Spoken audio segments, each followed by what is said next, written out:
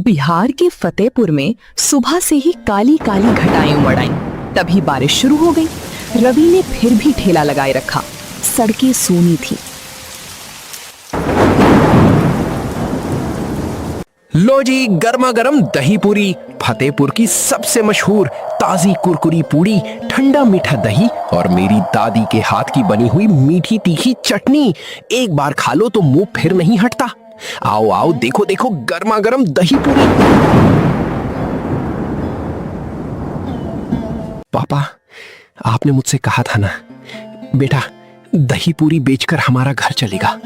मेहनत कर, कभी हार मत मानना। मैं कोशिश कर रहा हूँ पापा। रोज 4 बजे उठता हूँ, खुद पूड़ियां बनाता हूँ, बारिश में भी ठेला लगाता हूँ, पर आज केवल 15 रुपए बनी। 2 घंटे बीत गए। कुछ देर बाद नानकी चाची आई छाता लिए हुए।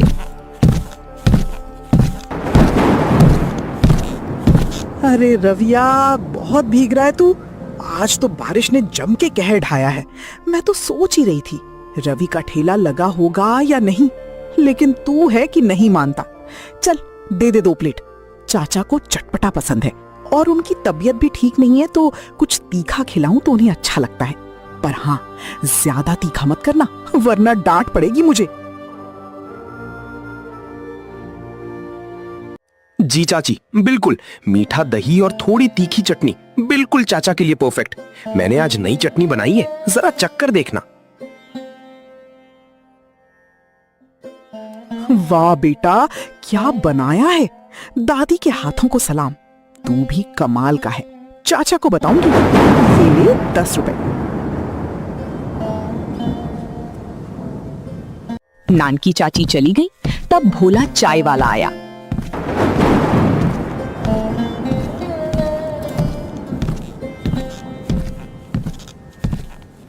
रवि, सुन मेरी बात। चाय के साथ अगर तेरी दही पूरी मिल जाए तो कहीं का नहीं छोड़ता।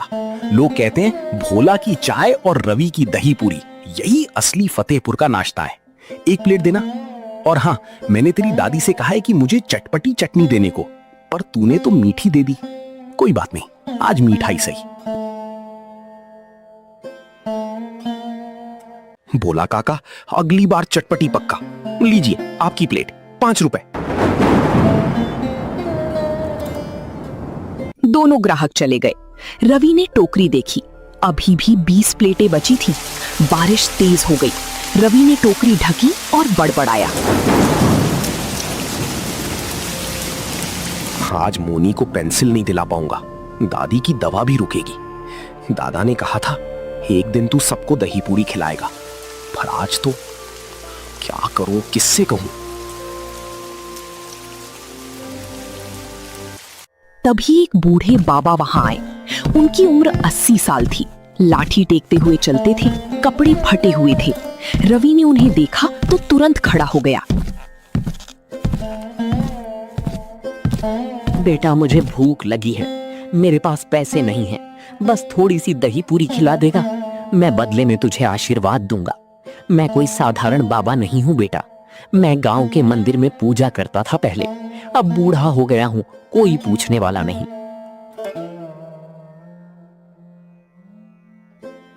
बाबा, पैसे की बात मत कीजिए। आप बैठो यहाँ, मैं आपको 2 प्लेट दही पूरी खिलाता हूँ।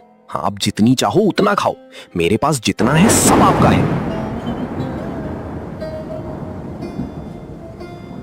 रवि ने बाबा के लिए ताजी दही पूरी बनाई। बाबा ने धीरे धीरे खाई, आंखों में पानी आ गया। बेटा, तूने आज एक बूढ़े की भूख मिटाई है। मैं तुझे आशीर्वाद देता हूँ कि तू एक दिन बहुत बड़ा आदमी बनेगा। तेरी दही पूरी फतेहपुर से निकलकर पूरे जिले में मशहूर होगी। तेरे ठेले पर ग्राहकों की कतार लगेगी। और हाँ, तू कभी हार मत मानना। भगवान उन्हीं की मदद करता है जो मेहनत करते हैं।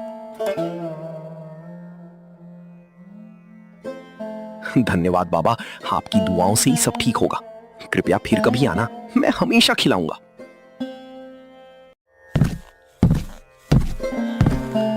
बाबा चली गई, लेकिन उनकी बात रवि के मन में बैठ गई।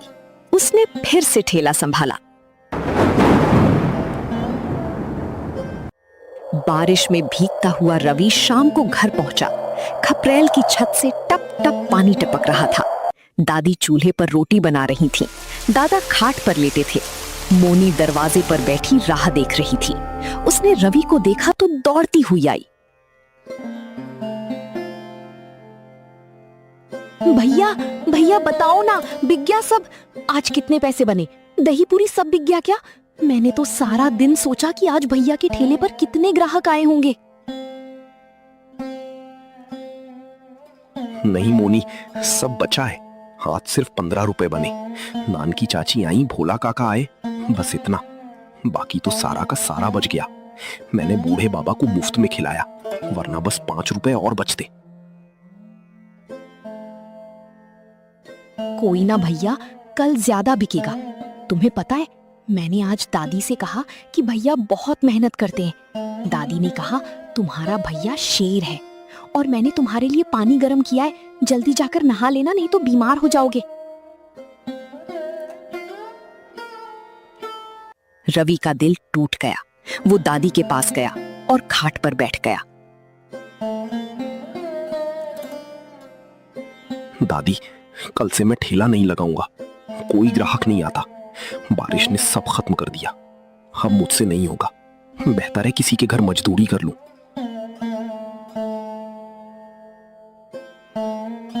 अरे बेटा, ये क्या कहा? जीतना पक्का आदमी बनना है तो पहले हारना सीख।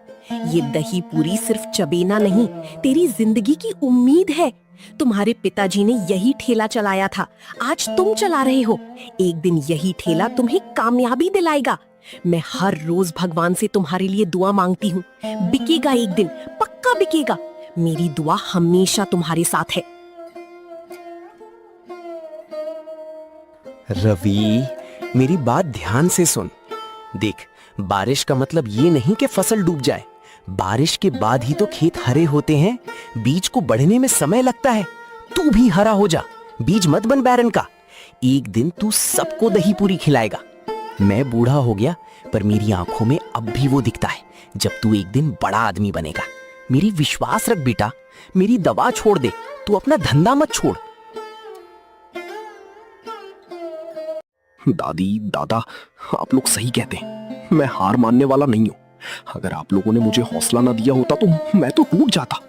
चाहे बारिश हो या बाढ़, कल फिर ठेला लगाऊंगा, पक्का। भैया, आप दुनिया के सबसे अच्छे दही पूरी वाले हो, और मैं आपको कभी रोने नहीं दूंगी। चलो अब खाना खाओ। मैंने तुम्हारी पसंद की दाल बनवाई है दादी से। रवि के आंसू पोंछते हुए उसने दादा दादी की बात मानी और ठान लिया, चाहे बारिश हो या बाढ़, कल फिर ठेला लगाएगा। सुबह 5 बजे फिर से काले बादल। रवि ने दादी से पूड़ियां बनवाई, दही मटके से निकाला, चटनी तैयार की, टोकरी सजाई। दादी ने हाथ जोड़कर दुआ दी। रवि ठेला लेकर चल पड़ा। 5 घंटे बीत गए। बारिश हो रही थी, एक भी ग्राहक नहीं आया। रवि पेड़ के नीचे बैठा था।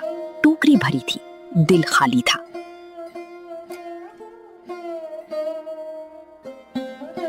तभी मोनी, जो दादी से मना करके चुपके से आ गई थी, वहां पहुंची। बिना छाते के, बिना चप्पल के, पूरी भीगी हुई, सांस फूल रही थी उसे। तू यहाँ कैसे? इतनी बारिश में भीग जाएगी, तुझे जुकाम हो जाएगा। तू अभी घर चल, दादी डांटेंगी।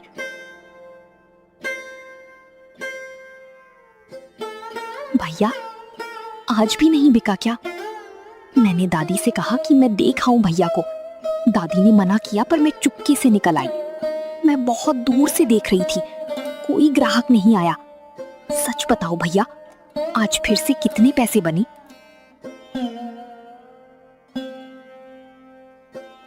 नहीं मोनी, आज भी नहीं, एक भी ग्राहक नहीं आया।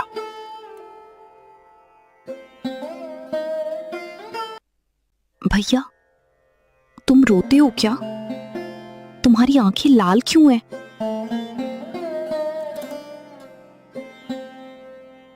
नहीं बच्चा, भैया को आंख में धूल लग गई। ये लो, ये पेंसिल तुम्हारे लिए लाया हूं। कल का पैसा बचा था, आज सुबह नान की चाची के यहाँ से लाया हूँ।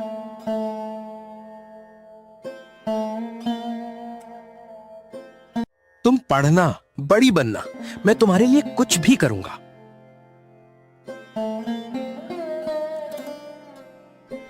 भैया मुझे पेंसिल नहीं चाहिए, बिल्कुल नहीं चाहिए। मैंने तुमसे झूठ बोला था, मुझे पेंसिल चाहिए थी पर अब नहीं चाहिए। बस तुम मुस्कुरा दो, बस एक बार मुस्कुरा दो प्लीज भैया, मैं देखना चाहती हूँ तुम्हारी मुस्कान।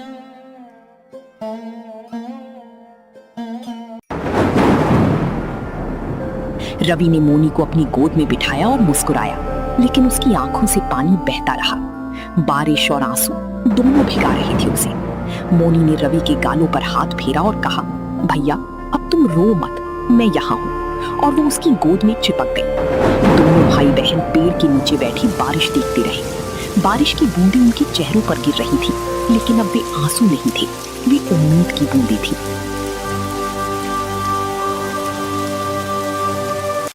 उधर अमन की पत्नी राधा उसकी तपरी पर आई। वो गुस्से में थी। उसने देखा कि अमन की चाय की तपरी पर एक भी ग्राहक नहीं बैठा है। सारे लोग रवि के ठेले की तरफ देख रहे थे। अमन, क्या हो रहा है यहाँ? हमारी चाय की तपरी पर कोई नहीं बैठता, हम कैसे गुजारा करेंगे? 2 साल से तू चाय बेच रहा है, पहले कम से कम 30-40 रुपए तो बन ही जाते थे, अब तो मुश्किल से 10 रुपए बनते हैं। वो रवि क्यों यहाँ दही पूरी बेच रहा है? तूने उससे बात क्यों नहीं की? तू कायर है क्या? अपने घर के बारे में सोच।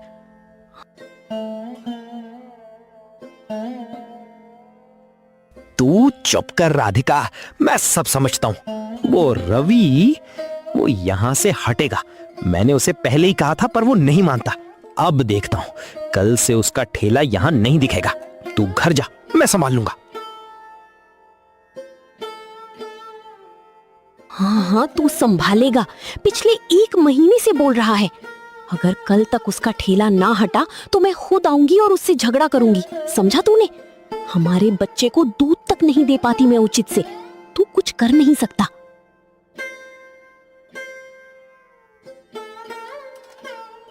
राधा चली गई।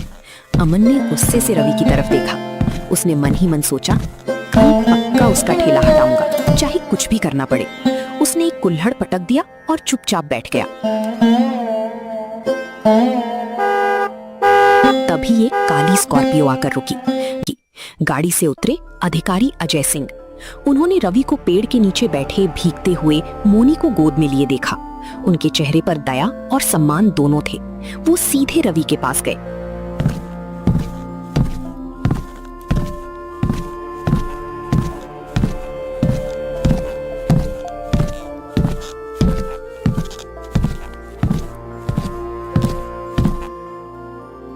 बेटा, तुम बारिश में दही पूरी बेच रहे हो और ये छोटी बच्ची तुम्हारी बहन है, ये भी भीग रही है। तुम्हारे माँ बाप कहाँ हैं? तुम कहाँ रहते हो?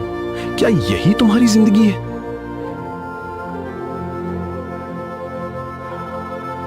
जी सर, ये मेरी बहन है मोनी। हमारे माँ बाप नहीं है। दादा बीमार है, दादी घर पर है।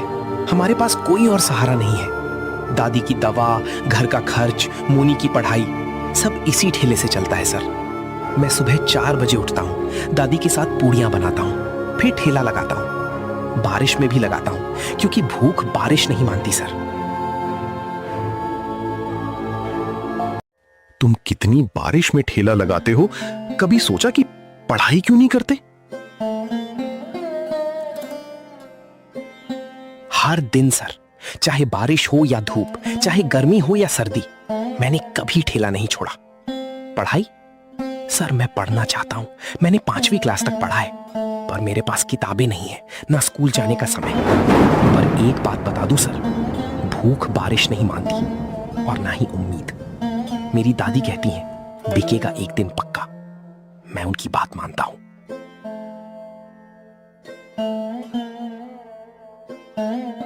बेटा, तुमने आज मुझे जीत लिया। इतनी छोटी उम्र में इतना सब कुछ झेल रहे हो, फिर भी हौसला नहीं हारे। मुझे गर्व है तुम पर। ये लो 100 रुपए और ये मेरा कार्ड है। कल मेरे दफ्तर आना, स्कूल रूम नंबर 7। मैं तुम्हारी पढ़ाई की पूरी व्यवस्था करूंगा। फीस, किताबें, यूनिफॉर्म सब मुफ्त। तुम सिर्फ आना। और हाँ, 2 प्लेट दही पूरी देना।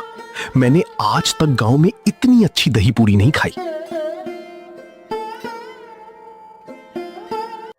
रवि की आंखों में चमक आ गई। उसने अपनी गोद से मोनी को उतारा, 2 प्लेट दही पूरी बनाई, प्यार से अधिकारी सिंह के सामने रखी। अधिकारी सिंह ने खाई और बहुत सराहना की। फिर वो चले गए।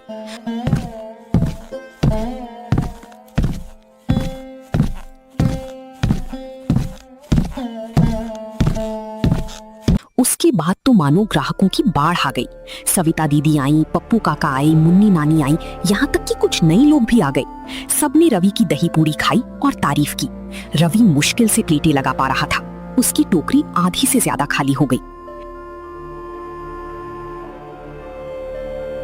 शाम को जब बारिश थोड़ी कम हुई, रवि का पुराना दोस्त बॉक्सर आ गया। वो गांव के दूसरे छोर से आया था। मोटा सा, गोल मटोल, चेहरे पर हमेशा मुस्कान। पूरी बाहें फैलाकर वो रवि की तरफ बढ़ा। अरे रवि, क्या हाल है बेटे? कितने दिनों बाद देखा तुझे। तेरी दही पूरी की खुशबू मेरे घर तक आ रही थी। सच में, मैं दूसरे गांव में था, वहां से ही मुझे तेरी पूरी की याद आ गई। मेरी जान निकल रही थी। दे दे 2 प्लेट, भारी भूख लगी है। आज तो 2 प्लेट से काम नहीं चलेगा, 3 प्लेट दे दे।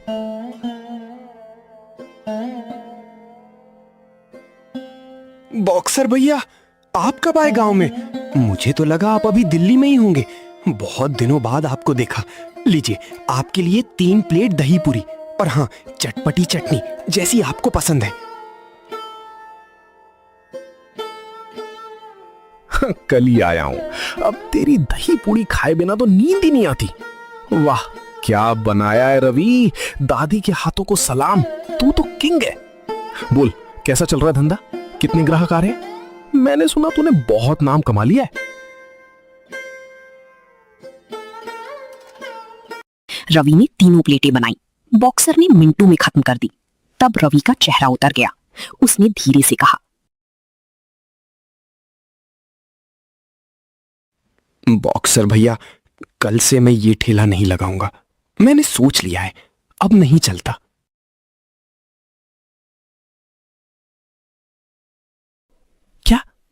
क्या कहा तूने? मेरे कानों ने सही सुना? क्यों? क्या हो गया? किसने तुझे रोका? बोल, मैं उससे निपट लूंगा। तू ऐसे कैसे हार मान सकता है?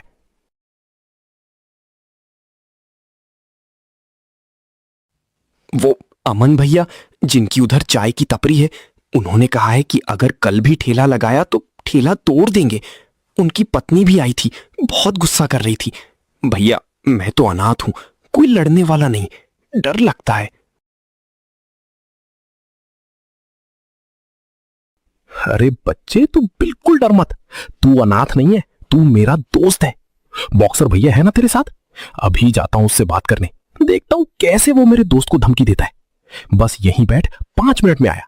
और हाँ, अपनी चटपटी चटनी 1 प्लेट अलग रखना, वापस आकर खाऊंगा। बॉक्सर रवि की ओर देखता है, फिर उसके सिर पर हाथ रखता है। बॉक्सर उठा और मुस्कुराते हुए अमन की चाय की टपरी पर गया।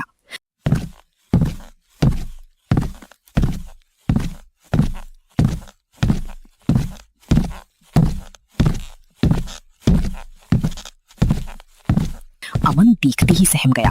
बॉक्सर का बदन देखकर उसके हाथ कांपने लगे। बॉक्सर ने बिल्कुल शांति से एक कुल्हड़ मांगा और अमन के सामने बैठ गया। नमस्ते अमन भाई, कैसे हो? एक कुल्हड़ चाय देना। हाँ, मीठी बनाना, मुझे मीठी पसंद है। जी जी सर, लीजिए आपकी चाय। क्या कहना चाहते हैं सर? कोई गलती हो गई हो तो माफ कर देना। सुनो अमन, मैं रवि का दोस्त हूं, बचपन का दोस्त। और मैंने सुना है तुमने उसे धमकी दी कि ठेला हटा ले वरना ठेला तोड़ दोगे। क्या ये सच है? सर, वो मेरी चाय नहीं बिकती। जब से रवि ने दही पूरी बेचनी शुरू की है, मेरे सारे ग्राहक उसी के पास चले गए हैं। मेरी पत्नी रोज लड़ती है, घर का खर्च नहीं चलता। मैं तंग आ गया हूं सर। मैंने बस डराने के लिए कहा था, सच में नहीं तोड़ता।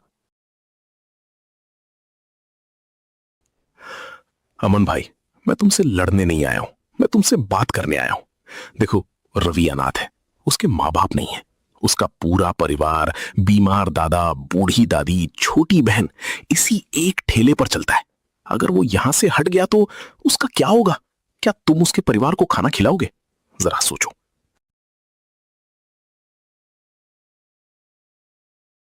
पर सर, मेरी चाय। बॉक्सर भाई, आप सही कह रहे हैं, मुझसे बहुत बड़ी गलती हो गई। मैं अंधा हो गया था जलन में। मैं खुद रवि से बात करूंगा, वो यहीं ठेला लगाएगा। और आपको 2 प्लेट दही पूरी मेरी तरफ से खिलानी है, बोल देना उससे। बस यही तो सुनना चाहता था अमन भाई। तुम बहुत अच्छे हो। देखना, अब तुम्हारी चाय भी खूब बिकेगी। और हां, रवि को कुछ मत कहना, मैं खुद उसे बता दूंगा।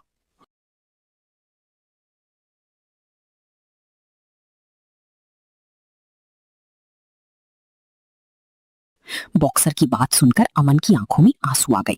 उसने हाथ जोड़ लिए। बॉक्सर ने हंसती हुई अमन की पीठ थपथपाई।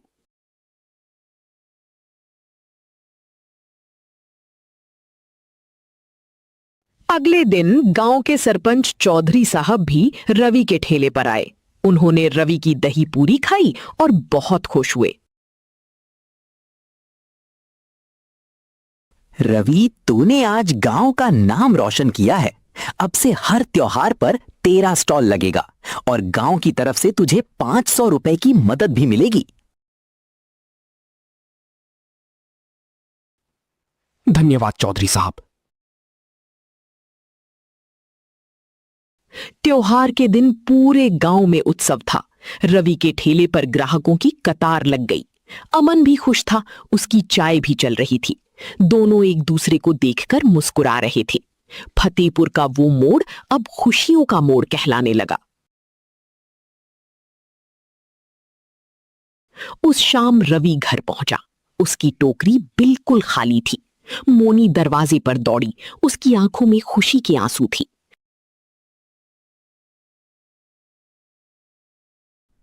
भैया, बताओ ना, बिक गया सब? आज तो मैंने दूर से देखा, बहुत भीड़ थी। बताना जल्दी।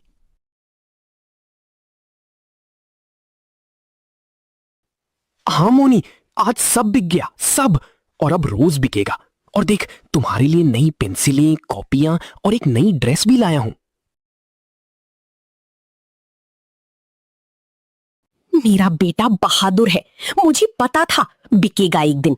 मेरी दुआएं हमेशा तुम्हारे साथ हैं।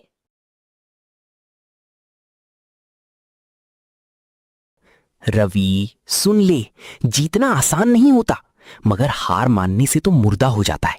तूने जीतना सीख लिया, अब बस आगे बढ़ते जा। और हां, मुझे भी 1 प्लेट दही पूरी दे, आज तेरी खुशी में।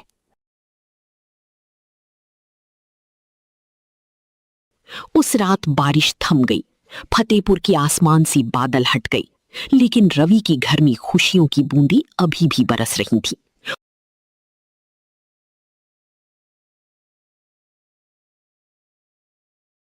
रवि ने सोचा, काश पापा होते तो आज उन्हें भी गर्व होता। तो दोस्तों, ये कहानी थी फतेहपुर की रवि की। बारिश सिर्फ मिट्टी सींचती है, असली फसल उसकी होती है जो भीगते हुए भी डटा रही।